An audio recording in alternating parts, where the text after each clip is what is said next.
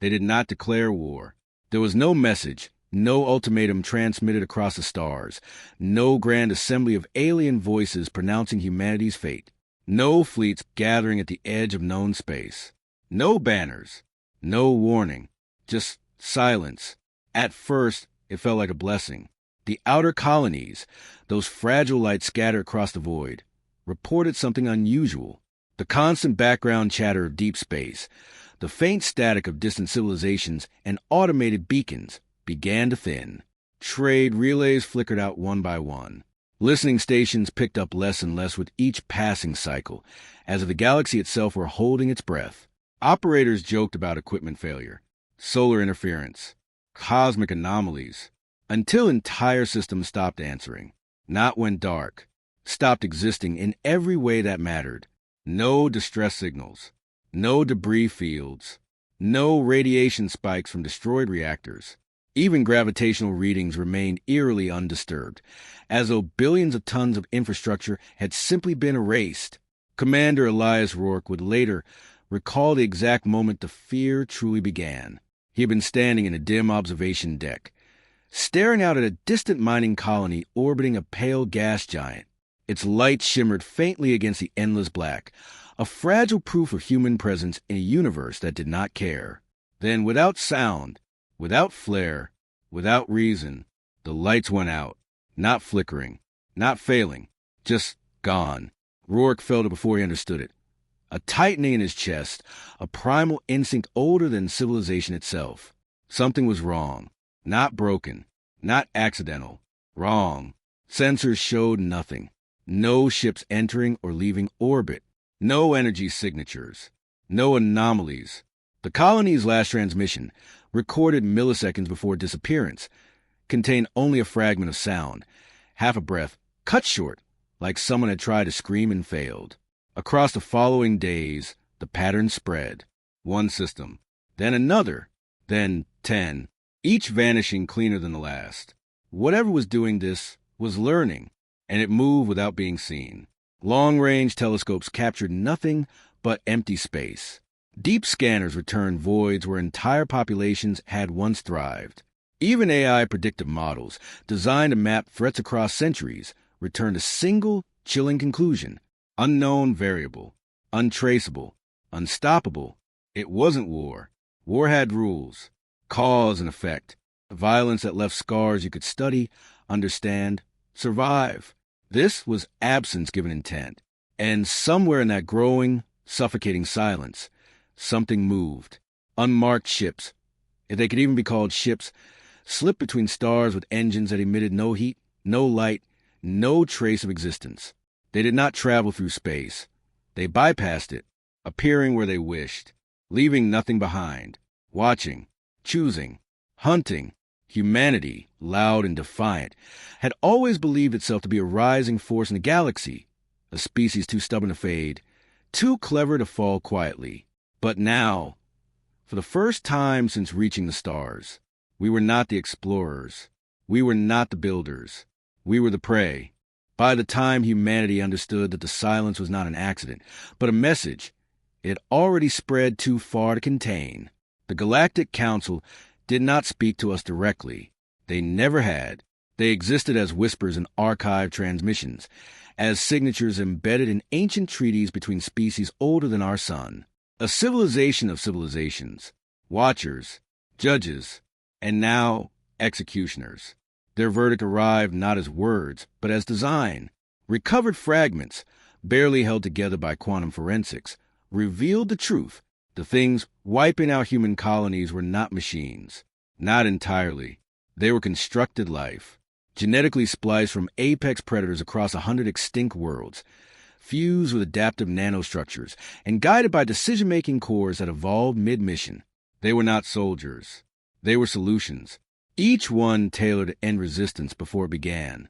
Commander Elias Rourke stood in the cold glow of the Vanguard's Echo Command deck, watching the data scroll past in fractured bursts. His ship wasn't new. It wasn't elegant. The hull bore scars from conflicts long forgotten by history, and its engines groaned like something alive every time they pushed into faster-than-light drift. But it was still standing. And right now, that made it one of humanity's most valuable assets. "Run again," Rourke said quietly. A holographic model flickered to life in front of him, a shifting, incomplete outline of one of the killers.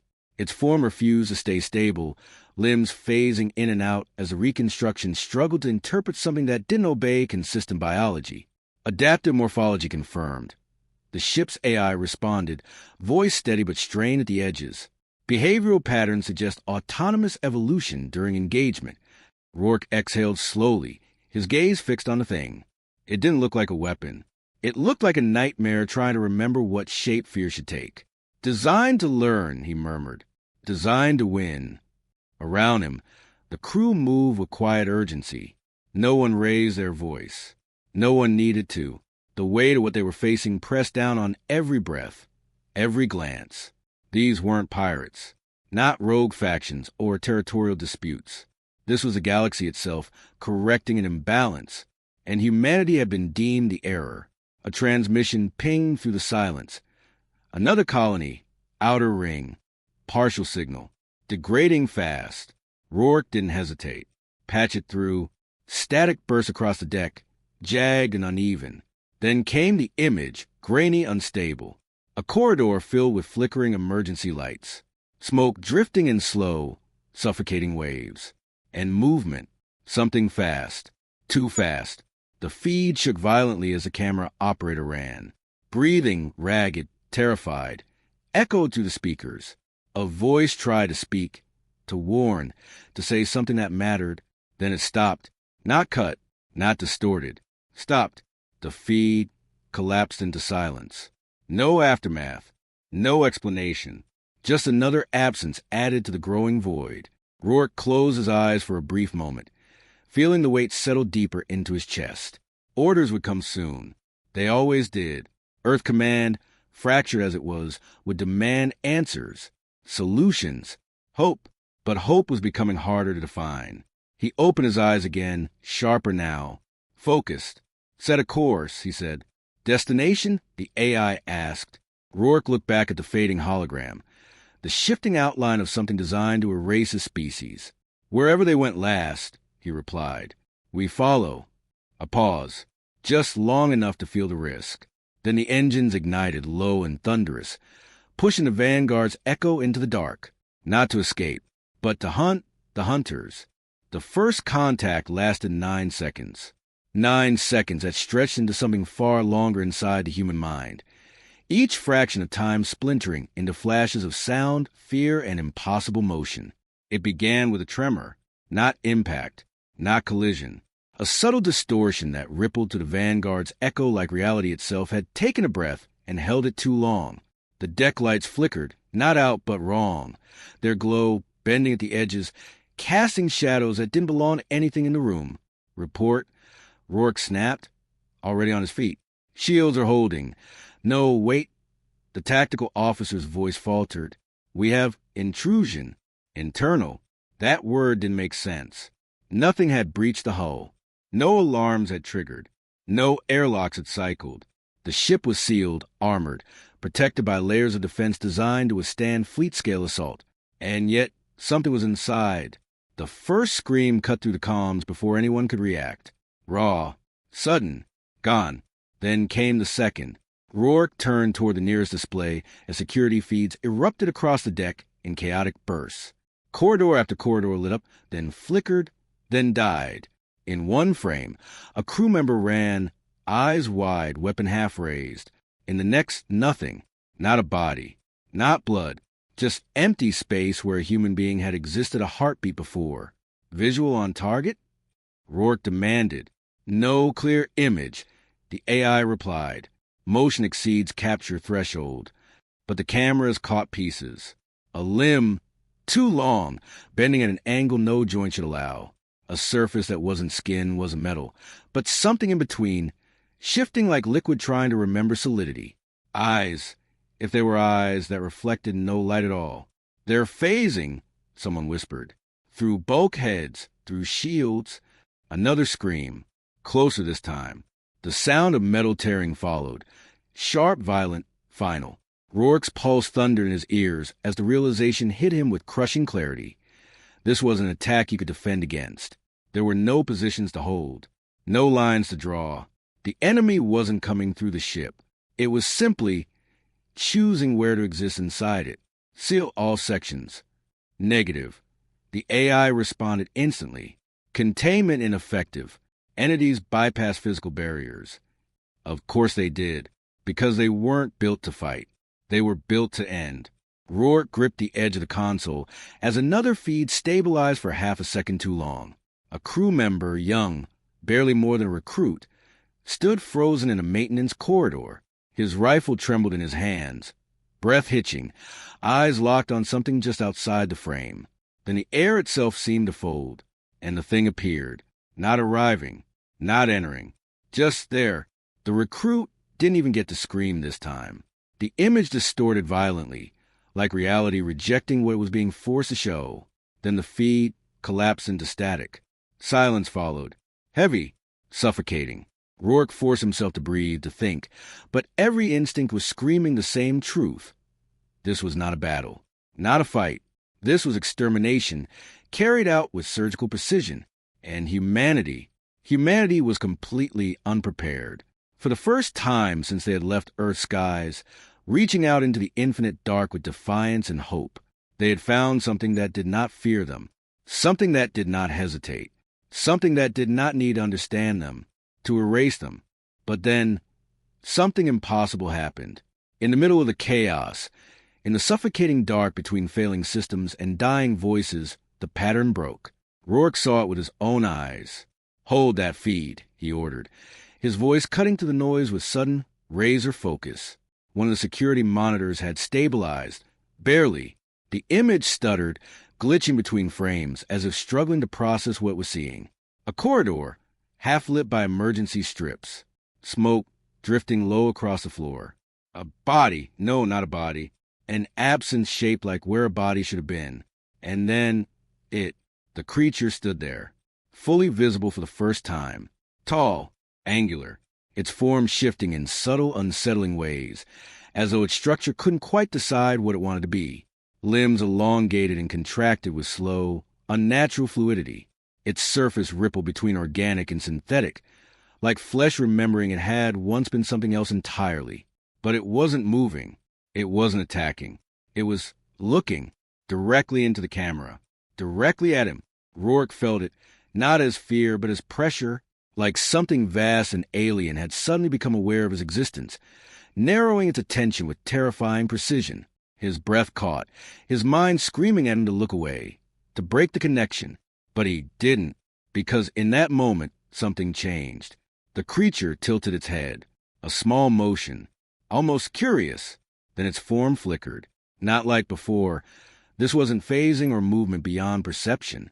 This was instability, a hesitation, a fracture in whatever perfect design had been crafted to make it unstoppable. "Do you see that?" Rourke whispered. "I am detecting irregularity," the AI replied. "Behavior deviates from all prior engagement models." The creature took a step forward, slowly this time, as if testing the act itself. Its limbs didn't snap into position with calculated precision. They adjusted, corrected, like it was thinking. No, like it was struggling to think. Rourke's mind raced, piecing together fragments of data, instinct, and something deeper, something uniquely human. These things were engineered to be perfect killers. Every movement optimized, every decision calculated for maximum efficiency. No hesitation, no doubt, no wasted motion. But now, it hesitated. Why? The answer came not as logic, but as realization, sharp and electric. "Because we don't make sense to it," Rourke said, louder now. The crew turned toward him, confusion cutting through their fear. "It's designed to predict," he continued, eyes locked on the screen. "To analyze behavior, anticipate reaction, eliminate threats before they escalate." The creature's form twitched again, more violently this time.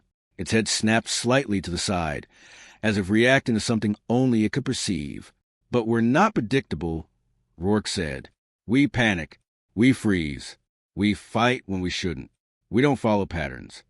On the screen, the creature took another step, then stopped abruptly. Its entire body shuddered, like conflicting commands were tearing through it at once. For the first time, it looked unstable, almost uncertain. Rourke felt something ignite in his chest. Not hope, not yet, but something close, something dangerous. They built these things to end wars before they begin, he said quietly. Clean, efficient, logical. The creature's gaze remained fixed on the camera, but now there was something else in its stillness. Not just observation, not just calculation. A delay, a flaw. Rourke leaned forward, his voice dropping to a near whisper. But humanity, he paused, the realization settling into something solid, something real. We were never logical. And in that single, fragile moment, the hunters stopped being perfect. Rourke didn't wait for certainty. Certainty was a luxury humanity could no longer afford. Kill the lights, he ordered. The command deck plunged into darkness, the last remnants of sterile white illumination collapsing into a dim, blood-red glow of emergency strips. The ship felt different instantly. Smaller, quieter, alive in a way it hadn't been before. Every creak of metal, every distant echo of movement carried weight. Vent non-essential atmosphere, he continued. Open internal comms. All channels. There was a hesitation. Brief, human, then obedience. Air howled to the Vanguard's echo of violent, roaring exhale as entire sections depressurized. Frost crawled across bulkheads. Loose objects lifted, drifted, vanished into the void. And then, noise, not commands, not tactics. Humanity. Voices flooded the ship's systems all at once, overlapping, chaotic, laughter from old Earth recordings, children shouting in playgrounds, soldiers screaming war cries from battles centuries apart, fragments of music, ancient and modern, colliding in discordant waves, static, breathing, whispered prayers, broken conversations cut mid-sentence. It was overwhelming, irrational, perfect. The effect was immediate. Across the remaining camera feeds, the creatures faltered. Their movements, once impossibly precise, became erratic. They jerked mid-step, paused in mid-strike, limbs twitching as if caught between 1,000 conflicting decisions. They're processing it, the AI reported, voice strained. Cognitive load exceeding predictive capacity. Good, Rourke said, his tone hardening. Give them more. The noise intensified. Louder. Messier. Humanity unfiltered. Then came the second phase. Deploy everything, Rourke ordered. No patterns. No formation. Let the systems decide. Hidden compartments snapped open throughout the ship. Swarm drones, hundreds of them, erupted into the corridors like a metallic storm. Not in lines. Not in ranks. They scattered, collided, adapted in real time, their AI cores feeding off the same principle that defined their creators. Unpredictability. Gravity plating surged and collapsed in irregular pulses. Corridors twisted under shifting force vectors.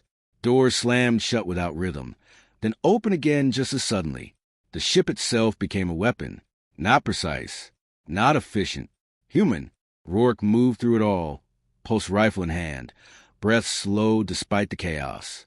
His boots barely touched the ground as gravity fluctuated beneath him. The noise echoed through his skull, disorienting even him, but he leaned into it, let it sharpen his instincts instead of dull them. Then he saw it, one of them, standing at the far end of a fractured corridor, its form flickering violently now. Gone was the perfect predator. In its place stood something struggling. Its limbs snapped between positions, its surface rippling uncontrollably as a storm of human signal battered whatever logic held it together. For a moment, they simply faced each other, hunter and prey. Only now the roles were unclear. Rourke stepped forward, steady, deliberate. You feel it, don't you? He said, his voice cutting through the chaos. You can't map us. Can't predict us. We don't make sense.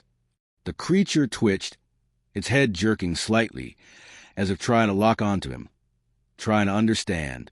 But understanding was the one thing it had been denied. Rourke raised his rifle. You made one mistake, he said quietly. The weapon hummed to life, a sharp, rising whine in the dark. You thought we'd play by your rules. He fired, The shot tore through the corridor in a burst of blinding light. The creature convulsed, its form collapsing inward as if reality itself rejected its existence. For a split second, it flickered, trying to adapt, to recover, but it was too late, because for the first time, it didn't know how to win.